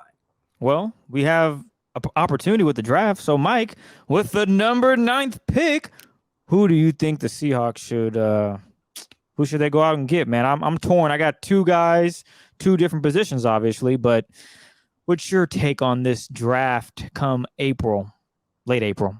Yeah, so I mean, you got 2 guys. Why don't you go first? If you're on the clock, well, with I'm 9, on the clock. Who you got? One guy, I'm gonna go corner. Okay, and the reason I'm gonna go corner is I talked about it earlier. They don't have any corners right now outside of Trey Brown, who is hurt, healing. I think Trey's knee is fine for what it's worth. Trey is fine, but at the same time, I haven't seen him on the field. I don't know if you've seen him, so I'm not gonna put words in your mouth. I have not. So I'm just gonna say he's not there 100% yet. There are anybody named Sauce nickname. I feel like you pretty nasty, and you look at projection, he's top 10. Okay, so and he plays a premier position, which is cornerback, not cornerback. And we always talk about it. We have talked about it. Pete loves his length at cornerback. All right, that's one thing he loves. And to be honest, this is a Richard Sherman build. If I'm not mistaken, he's what, 6'3", 190? Sauce. I think if I'm not mistaken, I didn't look. I didn't look it up, but I wrote it down. I think he is 6'3", 190, maybe 195. That is perfect. Okay. He is ecstatic. He can get up the field. Only thing is, I think he's pretty good at man. Seahawks don't play a lot of man, so a lot of coverage, cover 3. And I understand that they're going to be switching things up this season with that coverage 3 scheme. I'm not going to get into the details because it might be confusing, but it'll be more of a match cover 3, which is harder to play. But I think Ahmad, a.k.a. Sauce Gardner, will fit that mold. And they need someone at corner. And at this point, the Seahawks, you talked about it, Mike, and the highest draft pick they've gone at corner is Shaquille Griffin. Well, you know what? Blow it out the water and go get you Sauce Gardner. Go get you someone who's coming out of Cincinnati that can go out there and ball, all right? He has the length, the speed. I'm sure Pete can show him the new kick step and how things work in Seattle. He's 6'2", 6'2", okay. quarters, with 33-inch arms. So if that doesn't say Seahawks on him, I don't know what else is. Another guy, the second option, I talked about it as well, got to have an offensive line, and that would be Charles Cross out of Mississippi State. Go get him. All right, 6'5", 307. The man can get it done. Great in pass protection. Great, but I know the Seahawks want to run the football. He's going to probably play right tackle. I think they can get him to be a mauler at the run blocking. So I would say for that, go get Charles Cross if they're going to pick at number 9. So it's either Charles Cross or Sauce Gardner for me. Those are my two guys who I think the Seahawks should definitely take.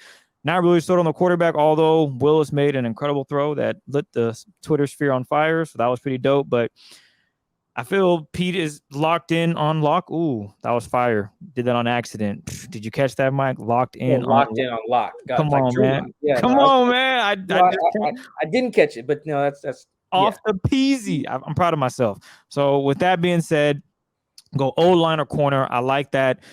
And then you could probably get later in the draft, get you a D lineman, add some depth there. But my first two options, I will go with Charles Cross or Sauce Gardner. Yeah, so I think I don't necessarily I don't disagree with those for the most part. I think that it depends. For me, it depends on how the board looks. So like I'm anybody watching me on YouTube right now, you see I got my phone out. So I'm pulling up, like, for example, I'm doing a mock draft with somebody. I think he's based in New Orleans, where he has guys like do a mock.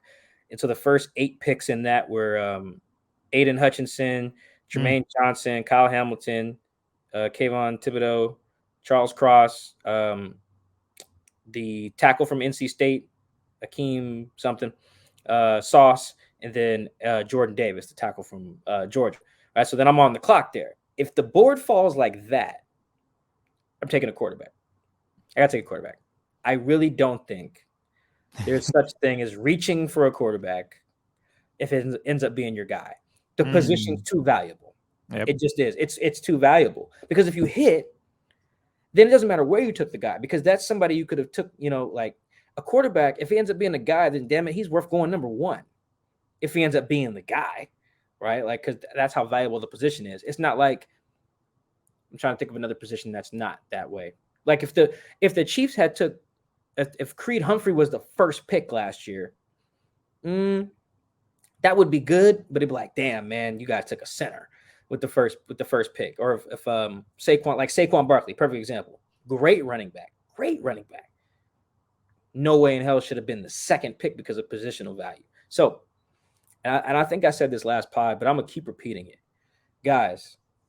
Because of the new CBA, going back to 2011, with the rookie wage scale and the way that changed how you pay veterans and rookies, there is quite literally no reason to have a bridge or a stopgap, quote unquote, quarterback, unless you think that bridge dude can win you a Super Bowl that season.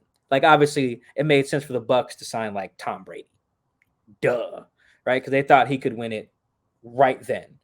But it makes no sense to acquire that guy just to be a placeholder for the next guy. Just go get the next guy if you think that, that he's there. Take a quarterback, because you never really know. And so, and I bring that up to say, like, go look at, when has that ever worked? In the last CBA, in the last 11 years, it's a big enough sample. When has anyone gotten to where they need to be with a bridge guy? Because the problem with the bridge guys is, and the bridge guys are like, let's sign Teddy Bridgewater, right? Or the year that the Browns had Tyrod, or they had Baker, they drafted Baker number 1, but still were starting like Tyrod, bridge guy, right? Same the year that the Cardinals had Josh Rosen, I think they gave Sam Bradford like $40 million, bridge guy. All this is stupid. That's a waste of money. Just draft Josh Rosen, draft Baker, draft Josh Allen, and then start these guys. There's no need to go out and acquire a bridge guy. Now, if you naturally have someone who ends up being a bridge guy like Joe Flacco ended up essentially being that, or Jimmy G is essentially that, but they already had those guys on the roster. Don't go get that guy when you could just draft a guy. So for me, I'm against the Seahawks going out and getting like trading for Baker. For what? Do you think Baker's the guy? If he is, then sure, trade for him. If you don't, then draft Malik or Desmond or Kenny Pickett, whoever. And you know what you should do when you draft him? You should play his ass. Because there's no way, man, this is it's so frustrating. I'm going to try to make this really short. It's really frustrating when teams do this. When they, like, for example, with Baker. Baker didn't start week 1. What? He was your number 1 overall pick. Josh Rosen didn't start. What? Like a top 10 pick. Who else didn't start? Josh Allen, I don't think, started his rookie year, week 1. Deshaun Watson didn't start rookie year, week 1. Justin Herbert only started because they tried to kill Tyrod at pregame. They tried to kill the man. And then he just happened to start and then ball. Justin Fields obviously didn't start. I just don't think that there's a good track record of actively starting a guy that you know isn't the guy when you have the guy you think might be the guy on the roster. It never really works for anybody for the most part. So people like to cite the Chiefs Patrick Mahomes thing. I don't know. I don't really buy that one. I think rookie Mahomes would have been better than Alex Smith. Like, from what we've seen from Mahomes, you try him out there from week 1, they probably don't lose to the goddamn Titans or whoever in the playoffs that year. So my thing with the Seahawks is, if you're going to take Malik or Desmond or Kenny or I miss Matt Corral, I don't really care which quarterback it is. I'm probably taking Malik, but if you're going to do that, play the guy, give him all the tools to succeed, get you a 17-game sample, maybe 18 with a playoff game, and find out whether he stinks. Because if he does, you know what you're in position to probably do in 2023? Draft a quarterback. And you know if he's the man, you know what you don't need to do in 2023? Draft a quarterback. Now, if he's like meh, kind of in that Tua range, Carson Wentz-ish type of range, and you have a little bit of a tougher decision, but your draft position might inform that, or you kind of know how you need to proceed going into the Senior Bowl, whatever, whether you need CJ Stroud or Bryce Young or whoever, right? So I just think that you need to gather that information. So that's why at 9, I take a guy with the thought of like playing him. I think the worst thing you could do is take a guy and then sit him. Because then you come out of 2022 with no information.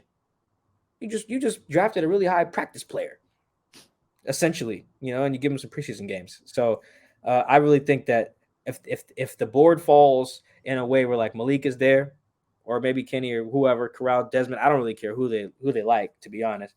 Like I said, I would probably go Malik. I just think you got to go quarterback there.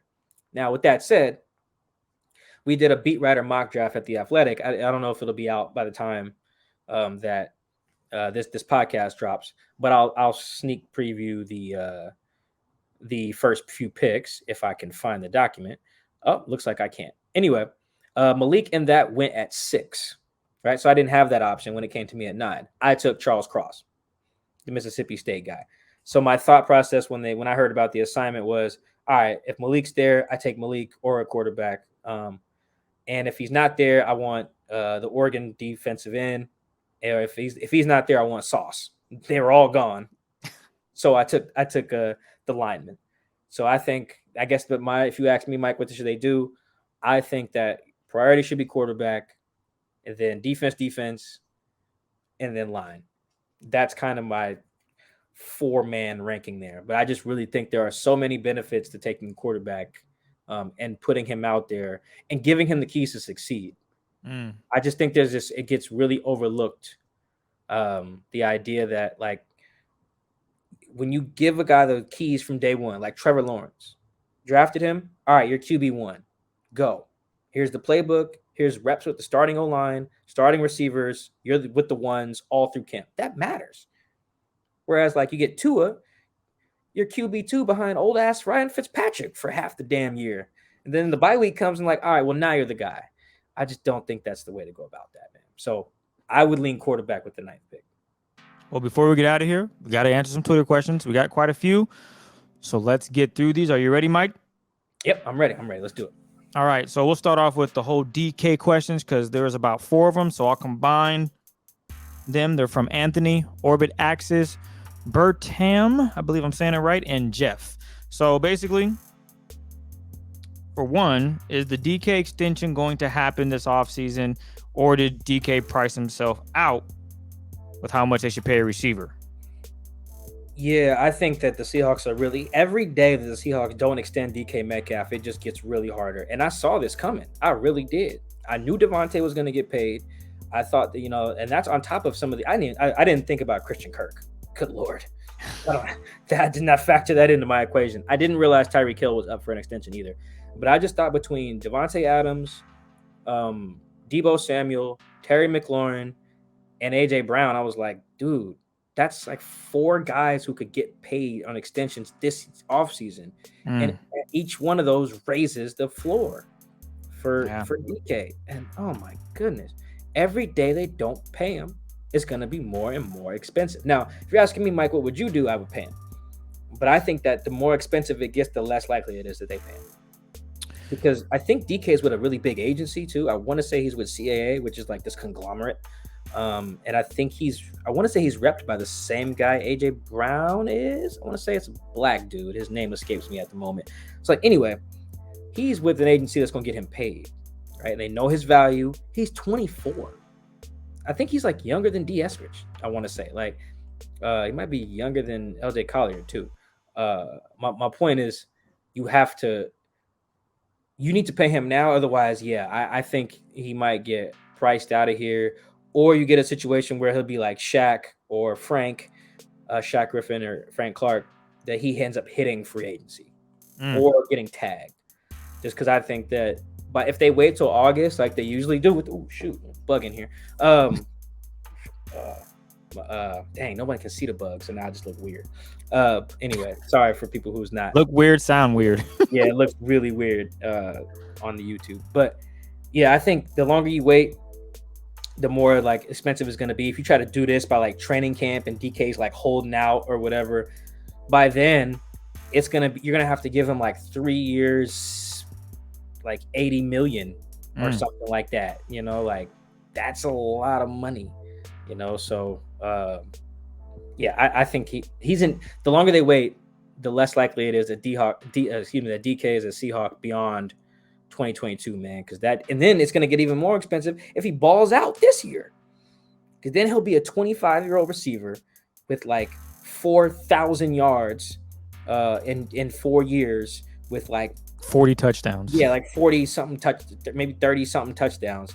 That's going to be worth whatever. Someone's going to cash out on that. So I think if they don't extend him by like the draft, I could see. Well, maybe I'd give him to like training camp.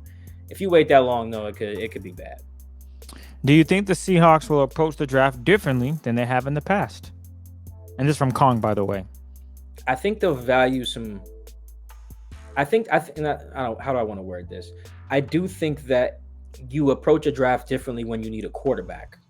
I think that changes everything, right? Especially when you're drafting in the top 10. If you're drafting in the top 10, it's usually because you need a quarterback or your quarterback needs some help. Yeah, it's one of those serious help. It's one of those two things. So I do think that this is one of the rare years where what happens at the top of the draft really matters, whereas before I don't think it did that much. Before it was almost like, all right, the Seahawks pick at 26. Let's see how the whole first round plays out. How many edge rushers get taken? How many quarterbacks, right? Like, just in case another team wants to trade back into the first round, they want the Seahawks pick at like 26 or something. Well, they need to be coming up for a quarterback a lot of the time. Well, it's hard to find teams who want to do that if 4 of them get taken in the top 15, right? So usually it was like the totality. This is obviously where the top of the draft matters a lot and could change their whole board, right? They could be thinking like me, if this, then this. If he's here, we take him.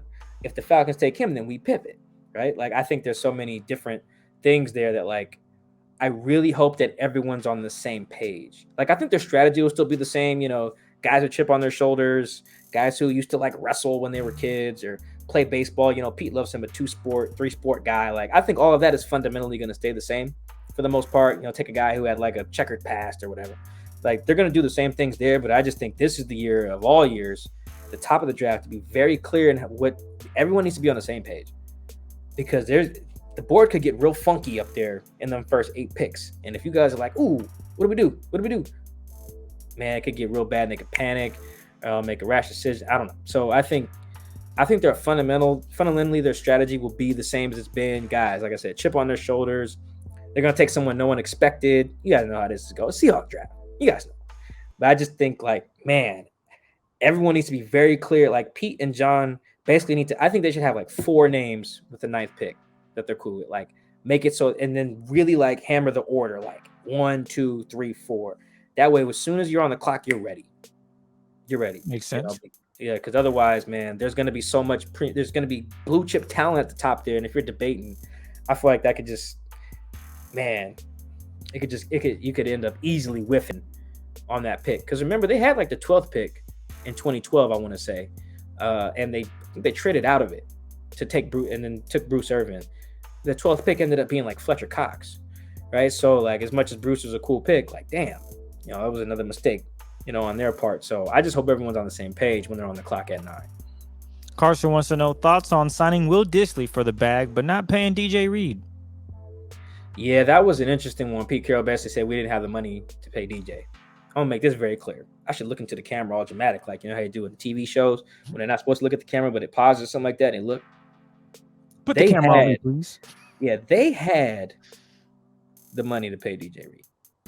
They still have the money to pay DJ Reed. They had it at the start of free agency before they cut Bobby and traded Russ. They always had it. There's always money for the guys you want to keep.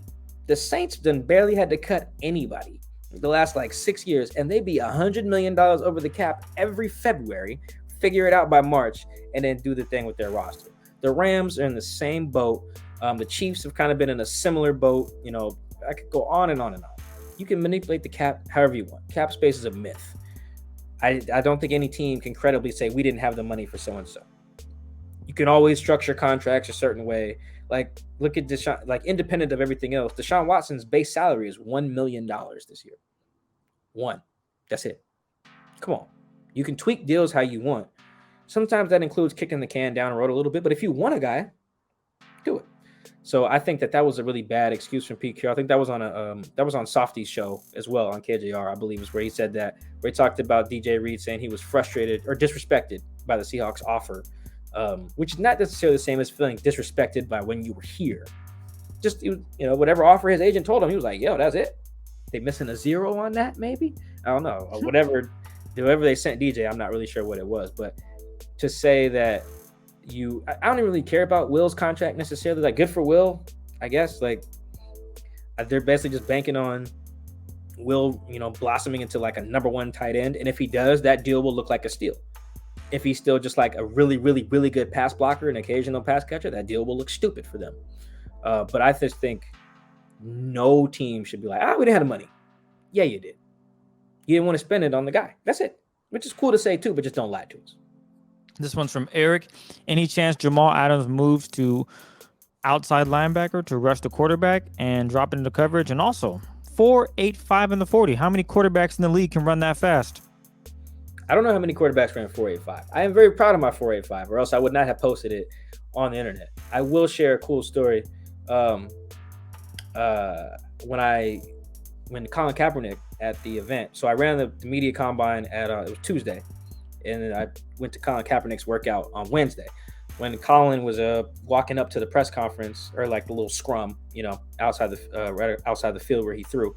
He's shaking everybody's hand like, hi, I'm Colin, blah, blah, blah. I love when famous people introduce themselves, show some little humility there, like, duh, we know you're Colin, like, whatever.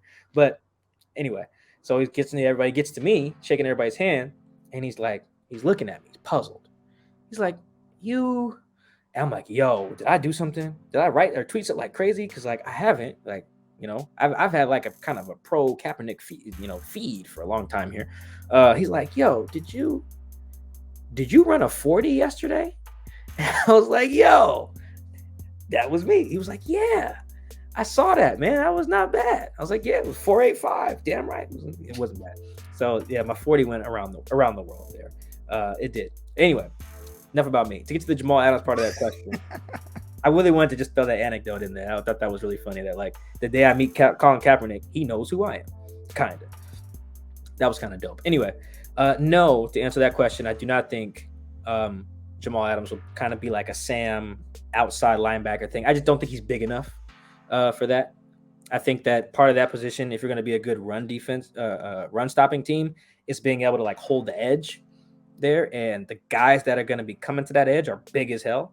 You're talking about pulling guards and offensive tackles and some really good tight ends. Like Jamal obviously could take some tight ends, but like what is Jamal? 215, 225, 220. So something in that range. Like if you're going to be there, you got to be edge setter. You know what I mean? Like I think 250 is the good. I think whatever Darrell Taylor is like ideal. That's why they took him. 6'5", 250. KJ Wright. That's why he excelled in that same role. Like I think that you got to have a little junk in the trunk, so to speak, to hold that position. You can't just be a guy who flies off the edge and is fast. That's nice, but to be there on early downs, first and second downs, like you can't be 225 setting the edge or whatever against like the Niners. Kyle Shanahan's going to run it at you all day. He's going to pull Trent Williams' big ass on you. You see, he put Trent Williams in motion in the playoffs. Like That's cheating. Yeah, you can't set the edge that big. So I think that would be the issue there. I do think he's going to rush the passer as a blitzer, but I don't think he'll just be full-time linebacker. I think they still got to play him as a traditional safety in some regards.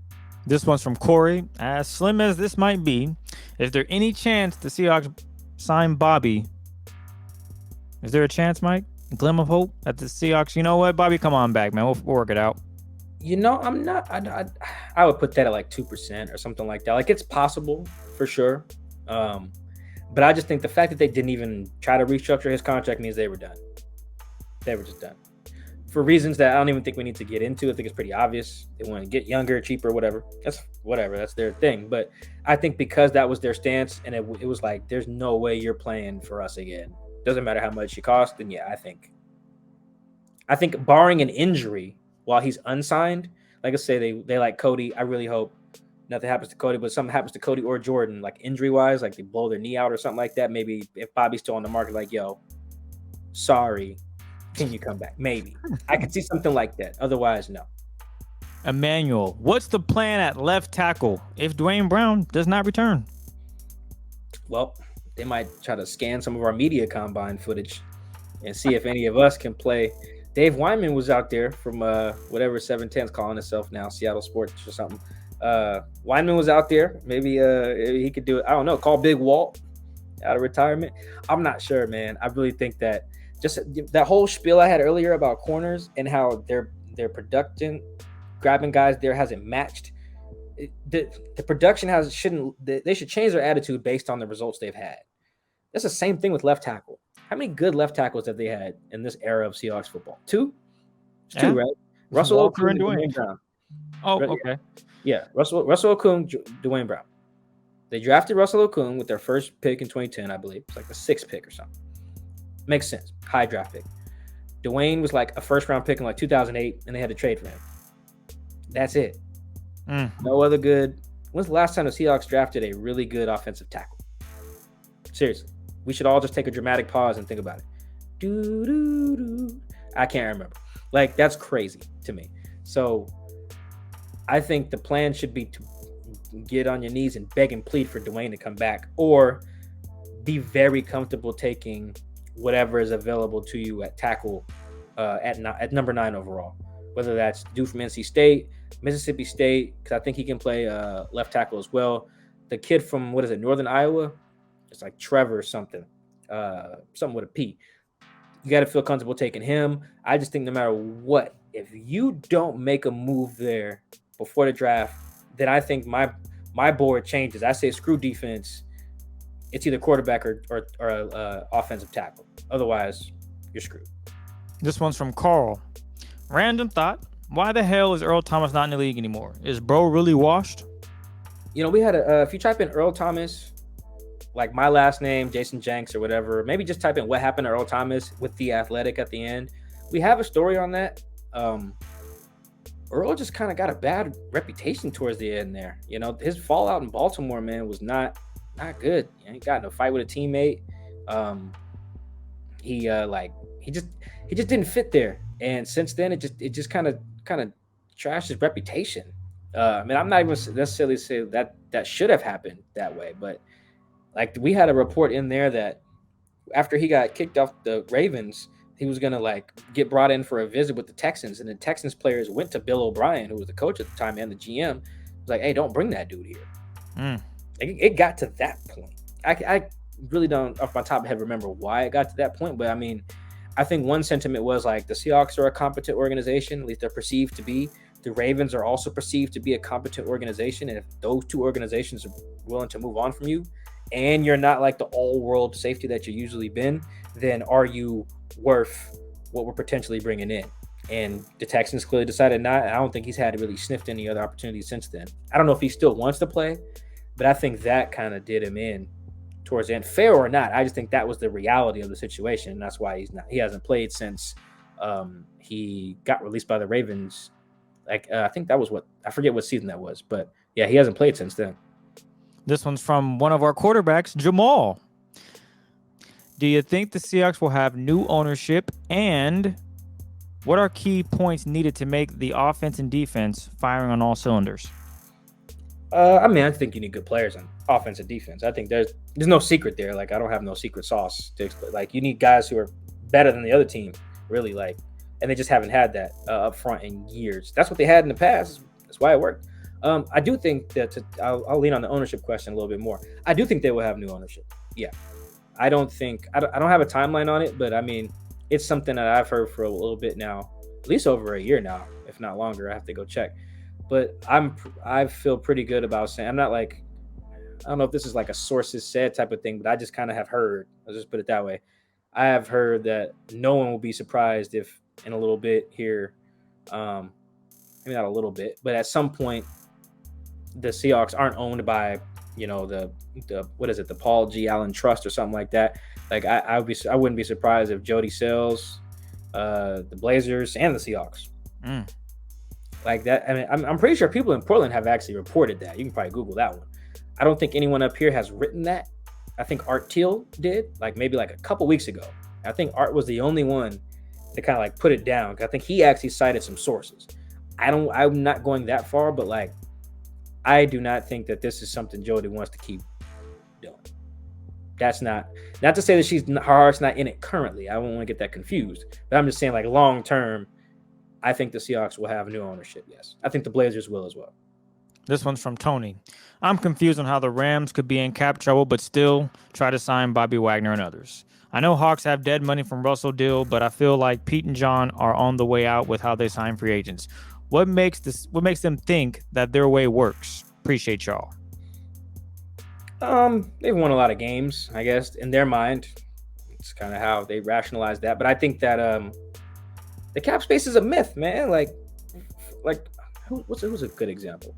I think one good example was like the Packers last year. They had no money, but they were able to. No, excuse me. I think it was I can't remember. But put it this way: you can extend guys, and you can manipulate a salary so that, let's say you see that, all right, this guy signed for 4 years, $40 million. That does not mean that in year one he costs you $10 million. His base salary could be $1 million, whatever the veteran minimum is for a guy who's been in the league X amount of years. Let's say it's $1 million, right? Like with Deshaun Watson's basis. So his signing bonus could be like $20 million, right? So when you get a signing bonus, it's divided by how many years are on the deal. So you got $20 million signing bonus over a 4-year deal. It's 5 years, $5 million a year against the cap. So in that first year, where your base salary is $1 million, signing bonus for that year is only a $5 million hit. Well, that guy who just got $40 million is only costing us $6 million this season. That is how that's a simple way. There's a lot of ways to do it, but that's like a really simple way that I'm comfortable explaining without sounding dumb, that you can manipulate a guy's contract to make sure the hit is real low in that first year. Like, for example, I'm pretty sure the Seahawks are doing something very similar with Quandre Diggs. He actually did get $40 million, but I think his cap hit for this year is like, what's $40 million by 3? That's what, 13 million, 13 and some change, right? Sounds good to me. Quandre doesn't have a $13 million cap hit this year. I think it's only like $6 million. I'm pull it up. It's less than that. It's 5.8, right? You know why? Because he got a $12 million signing bonus over 3 years. So his base salary this year is like $1.1 million. You add that to the $4 million a year that he's getting as a signing bonus on the cap. That's how you get his number to be 5.8. Now, next year his number is like 18 million. But right now, they don't have to worry about that.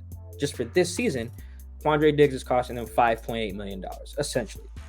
That is how you get a team like the Rams. I don't know if they have any cap space at all, but you can manipulate stuff that way. You can throw void years on the end of the deal to really spread out those signing bonuses. Like you could give a guy like a 5-year deal or 6-year. I think it's 5 years is the max.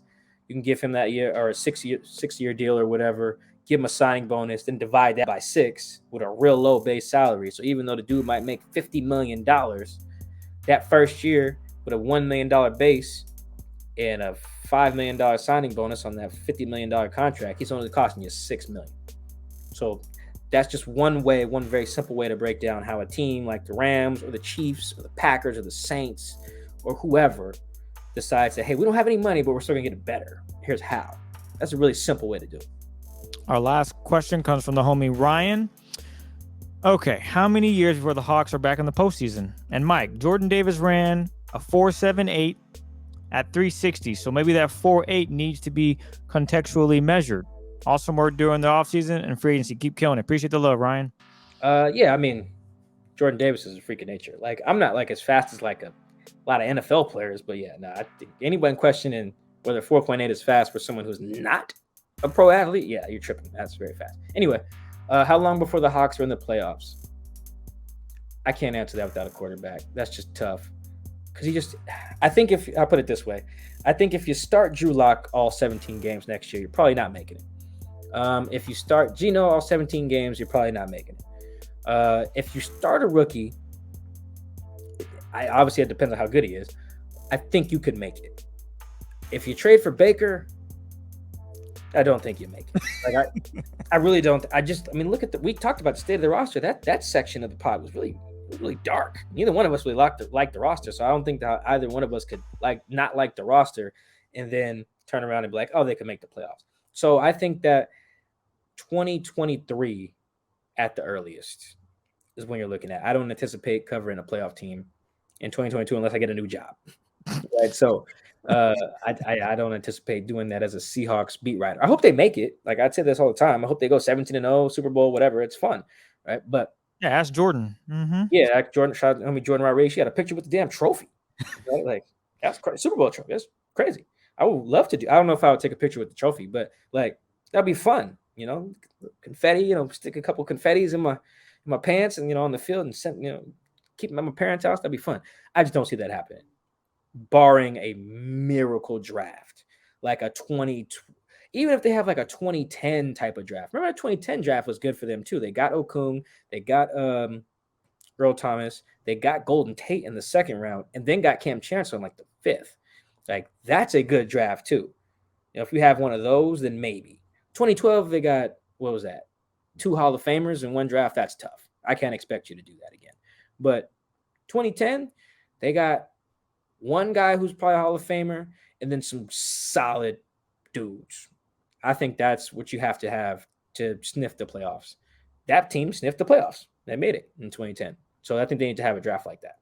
Well, there you have it, folks. Those are all the Twitter questions. I want to thank each and every one of you for asking questions. We appreciate it. A lot of them we answer within the pod, but again, we thank you guys for tapping in with our Seahawks Man to Man podcast. We'll be back a little bit more frequently, especially with the draft coming up. We'll have some special guests for you guys. Should be a fun roll up to the draft, of course. And then next thing you know, we're getting ready for OTAs. And next thing you know, it's August. And next thing you know, it's game time. So offseason's flying by pretty fast.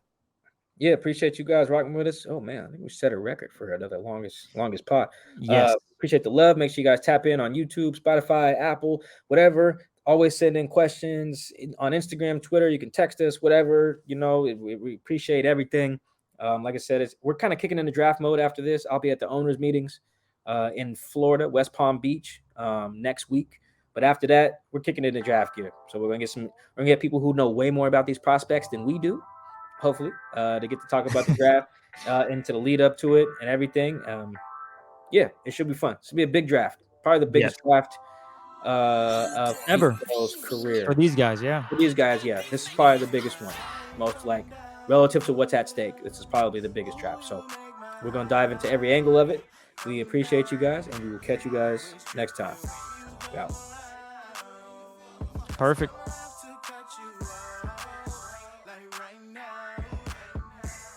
You see, I don't have to drive me if you say that for your mama, maybe you should smoke some.